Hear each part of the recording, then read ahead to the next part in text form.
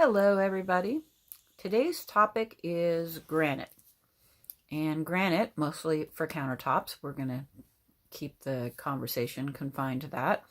We're going to talk about the properties of granite and what to look for, the ups and downs, just like we did for quartz countertops in the previous video. Granite is a natural stone, comes out of the ground just like you see it. They cut it out in big blocks and slice it like bread and polish or finish one or both sides of it. There are multiple finishes on natural stone. Polished, which is most common, has been up until about the last 8 to 10 years. And now they're doing honed is the other one, where it is still smooth like a polished, but it has a matte finish without the polished sheen. And then the next texture, what we call texture, you will find them called satin, antiqued, brushed, leathered. That's the most common names for a textured stone. And the way they achieve that is by putting an acid wash across the slab that helps reveal the natural texture in the stone itself. And quite often the name that they give that texture will be dependent on the stone and what kind of texture is revealed in that process. There are very little differences in the upkeep. All of them seal the same way. People ask a lot of times if the textured stone is going to be harder to clean. Not typically, other than the fact that there is actually a texture. So you might have to maybe wipe a little harder or pay a little more attention to some of the crevices. But other than that, the cleaning process and upkeep is the same as a polished stone. What you will find in a honed and textured is that oily fingerprints might show up depending on the color. Darker colors obviously show that more than lighter colors. So be aware of that. Depending on your cleaning preferences, that might be a consideration and something to pay attention to when you're looking at the colors and textures. In addition to that, granite is, in our industry, not solid granite. So for all of you geologists out there, we are aware it is not solid granite. What it is classed as a granite according to its hardness level. So when a stone comes out of the ground, there is an independent organizations that do the hardness testing. And depending on its hardness level and density, it will be classed in either a granite or a marble. Most typically, there are other natural stones, but they're very specific.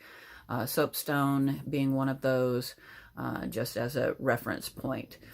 So the granite is classed as granite is, yes, a composite of different stones. Some of them have, many of them actually have quartz as part of that composite makeup. And I use the word composite not as a manufacturing composite, but just how the ground compresses and heat and pressure make the stone as hard as it is when it comes out of the ground. So upkeep on granite, which is what most people are concerned about, is actually fairly minimal. If you have a good fabricator, they are going to seal the stone with a quality granite sealer or stone sealer before they install it in your application. And then most often, as a very inexpensive insurance policy, even though the sealers say they're warranted for 10, 15, 20 years, it's a pretty easy process. Once a year, you get a bottle of sealer from a fabricator. You make sure that you're getting one that's a quality from a fabricator. They're typically going to run you anywhere from $25 to $35 for a little quart, which should last you a couple, 3 to 5 years, depending on the total square footage of your space. Most of them will tell you wipe on and wipe off. I just tell my clients, get a cheap dollar store spray bottle, spray it on so you get a nice even coat, light coat. Let it set for its recommended set time, which is usually anywhere upwards of 5 to 10 minutes. And then take a microfiber, nothing that has lint, but microfiber cloth that's clean and dry, and wipe off any excess sealer. So the sealer acts like a Rain-X on a windshield. It protects against staining. That's all it's there for. It does not fill in gaps. It does not change the overall sheen, although it can darken it. Depending on the stone. It will kind of maybe make the colors more vibrant when it first goes on, but mostly it's there to protect against staining.